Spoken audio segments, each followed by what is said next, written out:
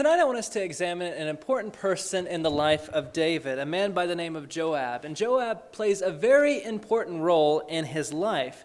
He was a relative of David, a friend of his, and also the commander of his army. And I want us to consider Joab's life, and in particular, three instances in where he made some very poor decisions. And I want to consider these decisions, and I also want to consider David's response to these decisions. The reason I do is because we're going to look at tonight is the perfect example of why we should hold certain people accountable and the consequences of when we fail to do so. So let's begin by asking, who is Joab?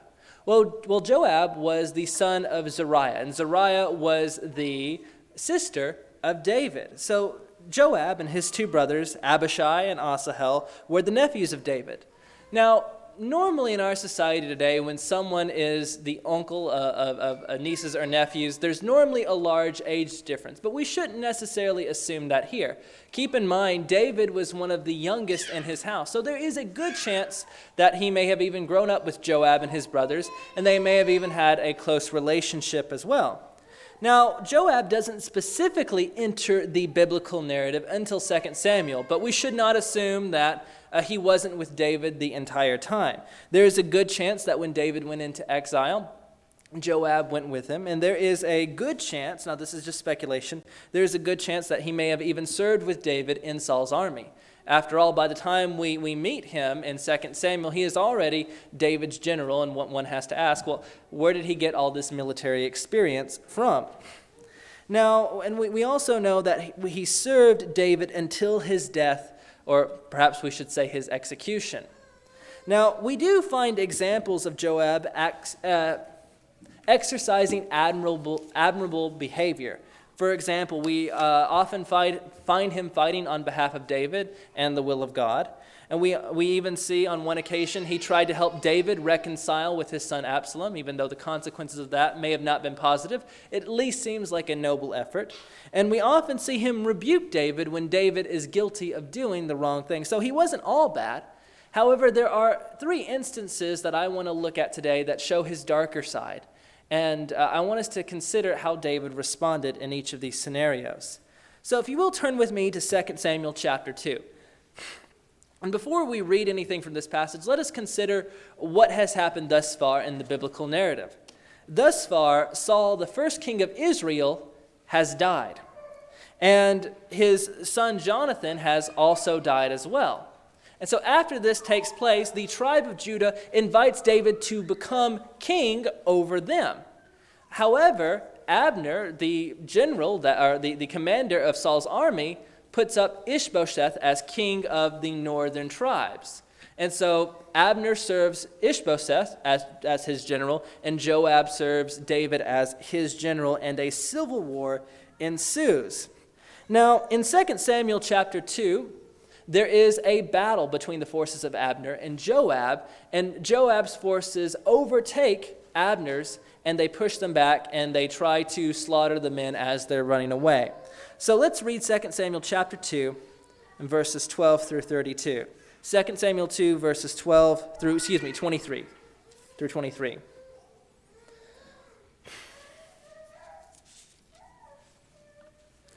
Now, the three sons of Zeruiah were there, Joab, Abishai, and Asahel. And Asahel was as swift-footed as one of the gazelles which is in the field.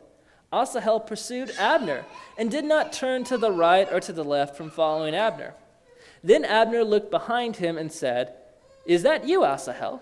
And he answered, "It is I."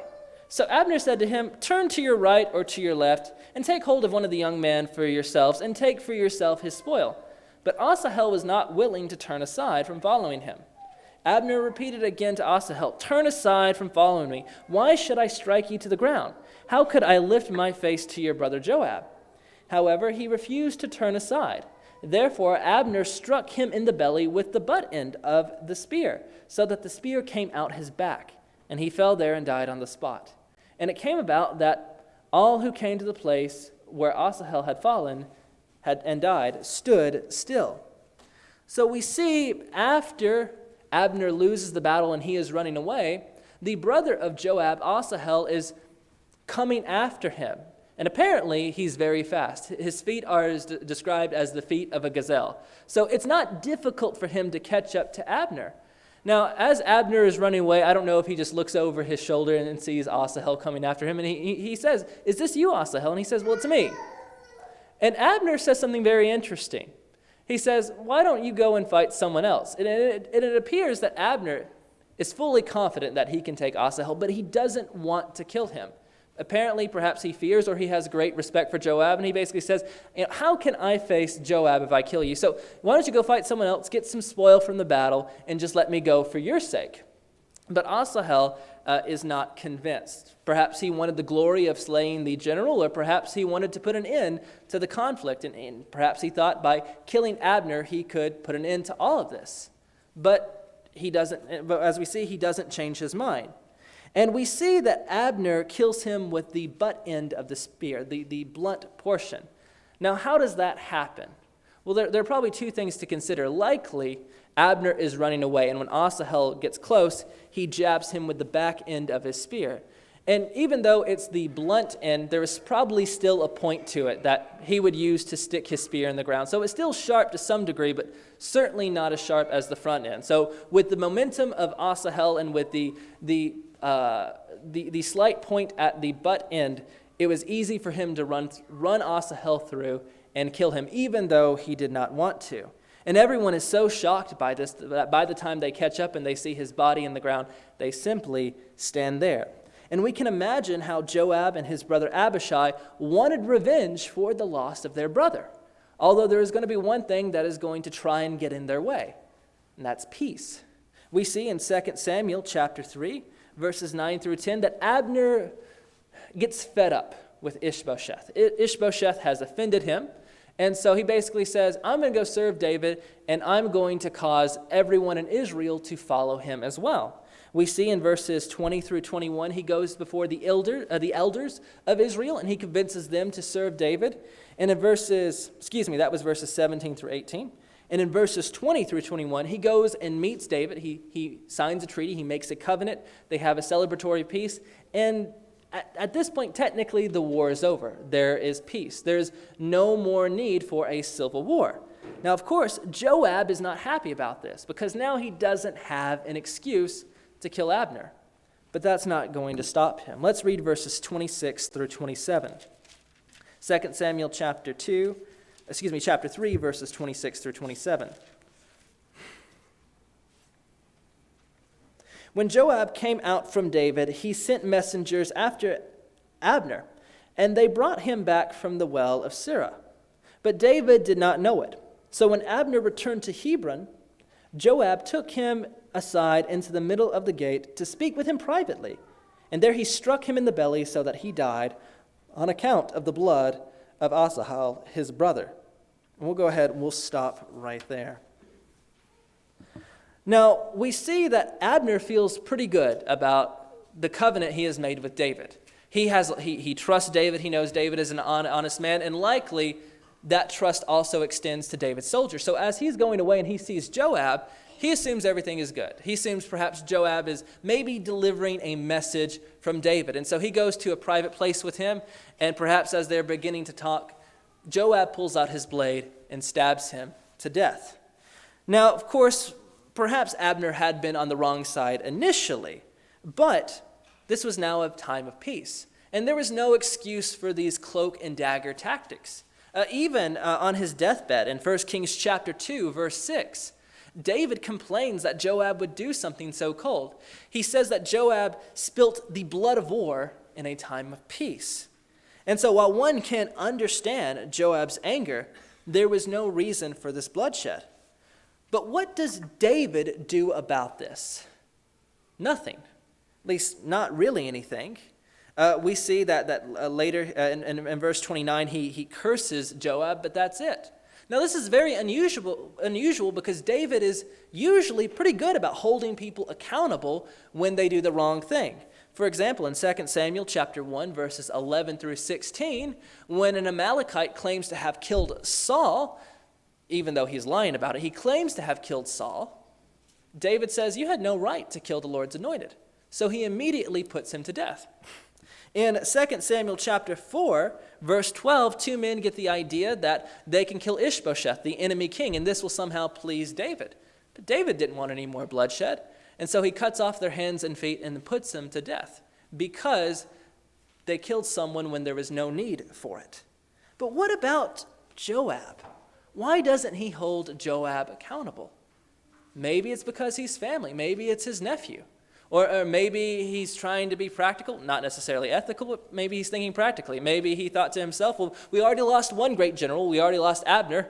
Don't really want to lose Joab either. But regardless, he does not hold Joab accountable. And what is the result?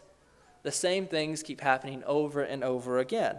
If you want to, you can turn to 2 Samuel chapter 18. Over the course of time, unfortunately, another civil war breaks out. This time it's between David and Absalom, his son. Now, as the war comes to a close, he tells his men that he wanted Absalom taken alive. Now, I'm not saying that's a practical strategy, but that's what he commands as king. Now, notice what happens in 2 Samuel 18, verses 9 through 15. 2 Samuel 18, verses 9 through 15. Now Absalom happened to meet the servants of David, for Absalom was riding on his mule. And the mule went under the thick branches of a great oak, and his head caught fast in the oak, so that he was left hanging between heaven and earth, while the mule that was under him kept going. When a certain man saw it, he told Joab and said, "Behold, I saw Absalom hanging in an oak." Then Joab said to the man who had told him, "Now, behold, you saw him. Why then did you not strike him there to the ground? And I would have given you 10 pieces of silver and a belt." The man said to Joab, "Even if I should receive 1,000 pieces of silver in my hand, I would not put out my hand against the king's son. For in our hearing the king charged you and Abishai and Ittai, saying, 'Protect for me the young man Absalom.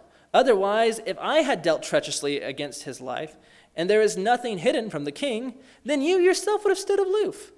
Then Joab said, 'I will not waste time with you.' So he took 3 spears in his hand and thrust them through the heart of Absalom while he was yet alive in the midst of the oak. And the 10 young men who carried Joab's armor gathered around him and struck Absalom and killed him." So we see Absalom faces only what I can describe as a freak accident.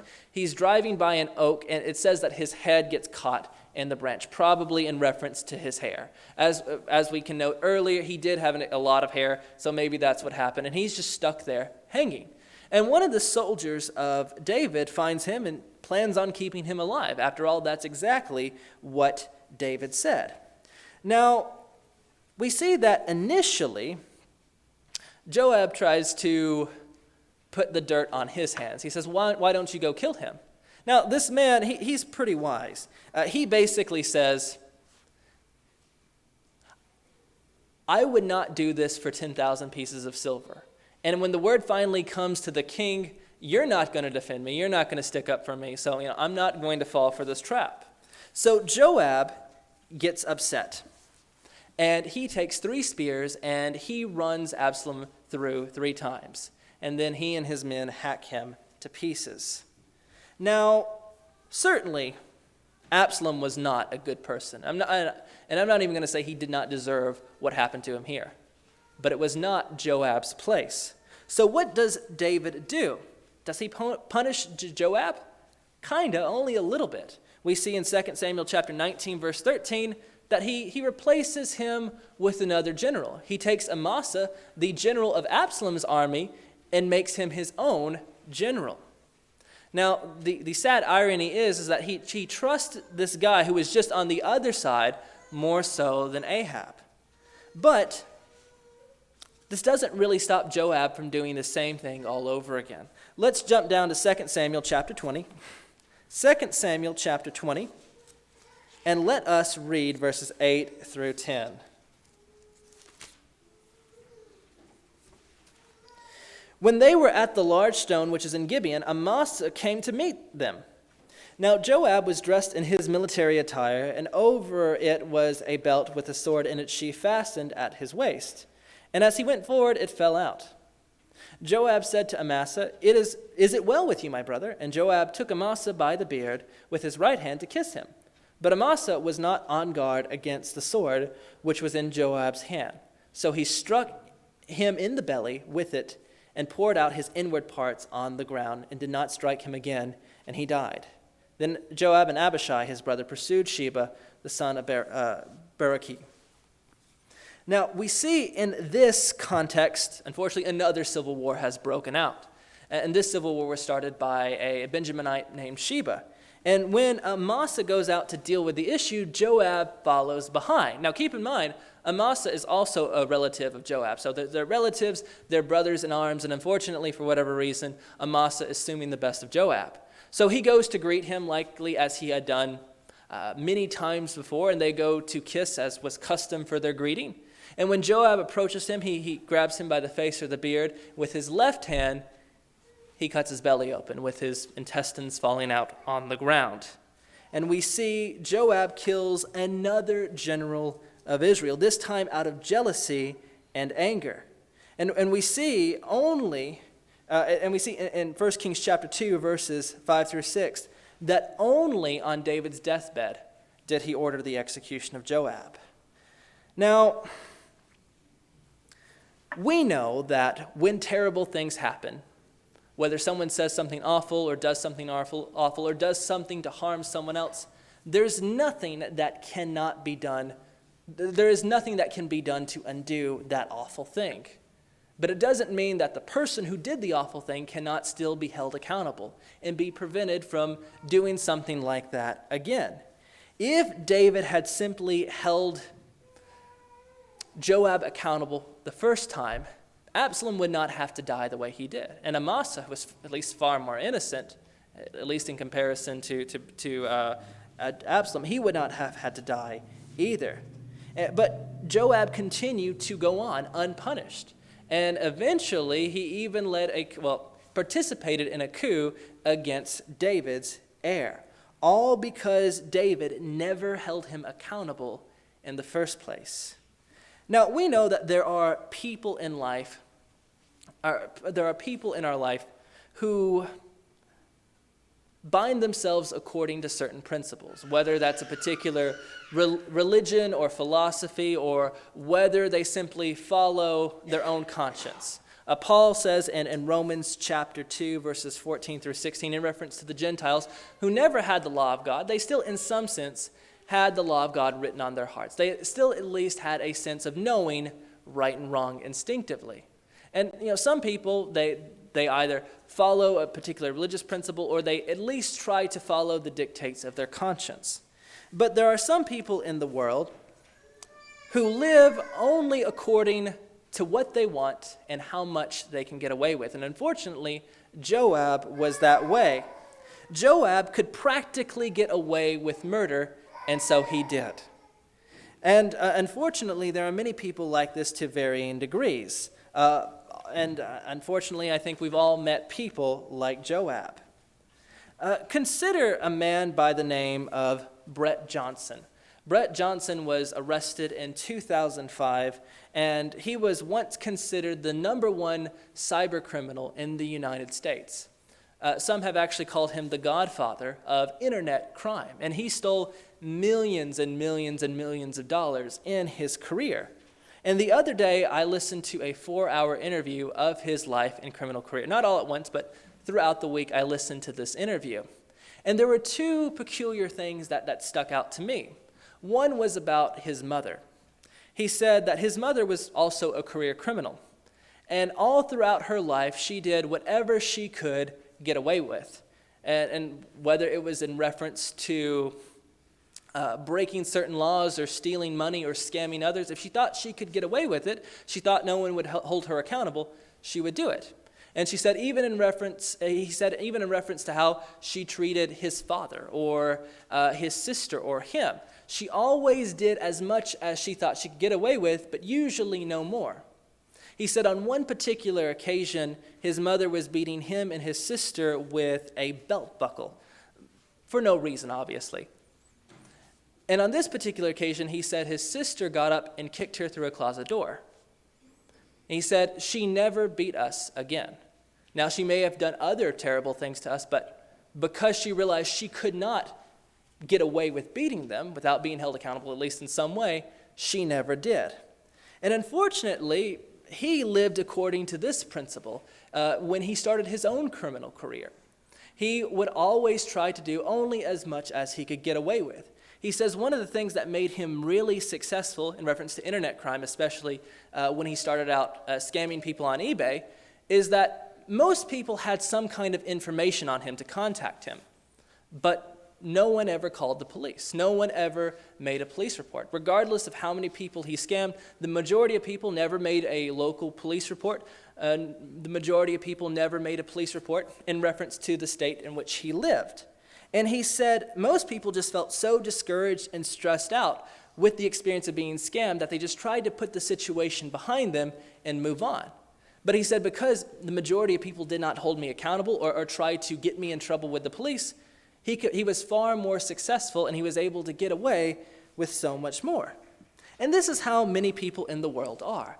They always try to go as far as they can as long as they do not feel other people will hold them accountable. And this is true at every level of life, whether it is in reference to relationships we have with a single person, whether it concerns issues at a local level or even at a global level. For example, I think a lot of us are disturbed by what we see going on in Ukraine right now.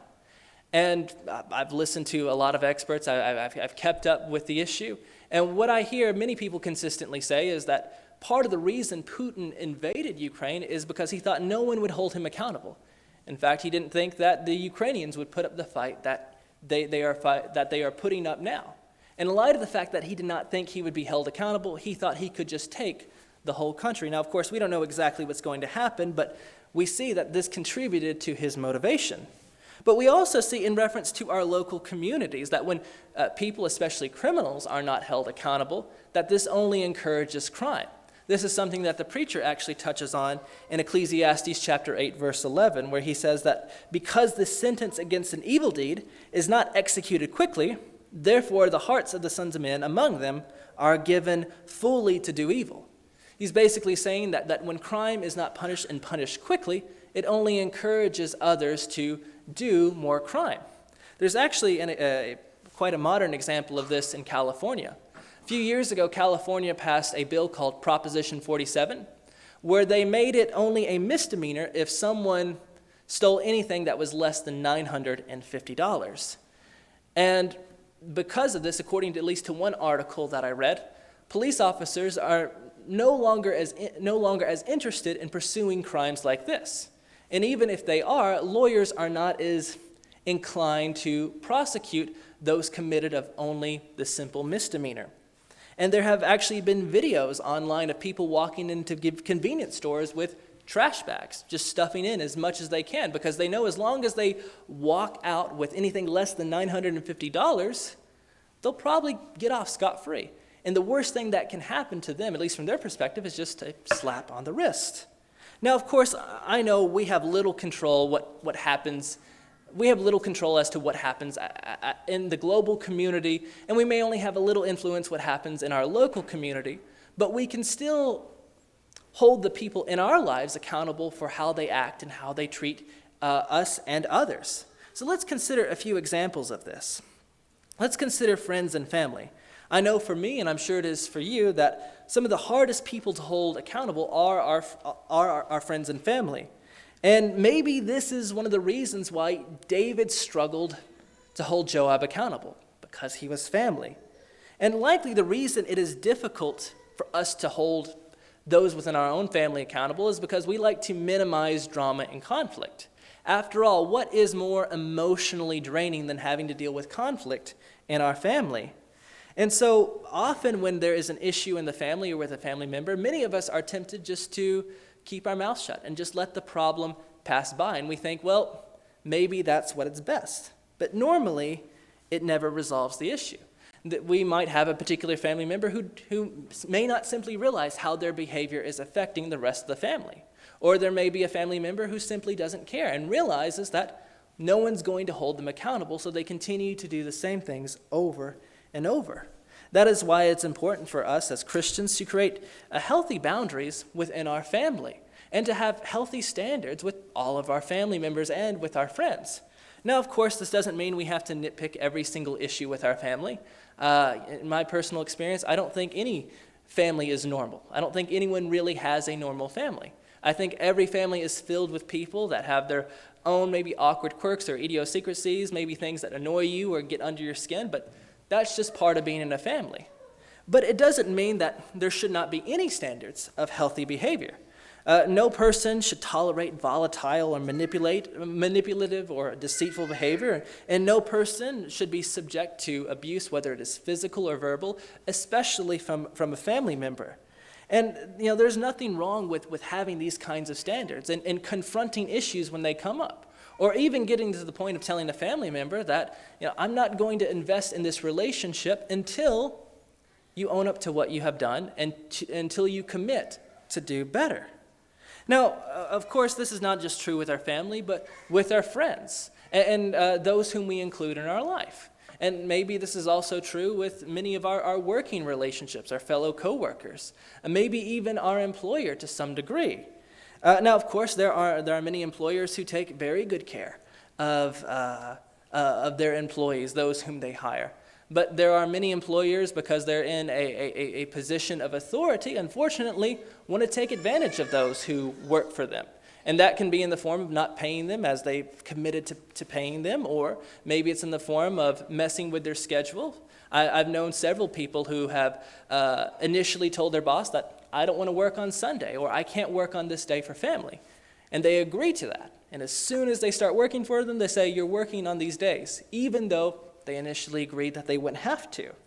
Employers also can sometimes try to make you do many things that are not in the purview of your job description. Now, of course, we know as Christians we want to go the extra mile for our employers because we want to show them what a true Christian work ethic looks like. We want to go the extra mile. We want to set godly examples. But it doesn't mean we're slaves. I've known several Christians who, unfortunately, trying to follow the principle of turning the cheek, often allow their bosses and employers to walk over them in unhealthy ways. And there's nothing wrong with holding our employers accountable, whether that means addressing the issue to them directly or simply applying to other places so that you can at least send the message saying, hey, because you haven't treated me right, I'm going to go work over here. Now, of course, there are a million other ways in which we can talk about the importance of accountability.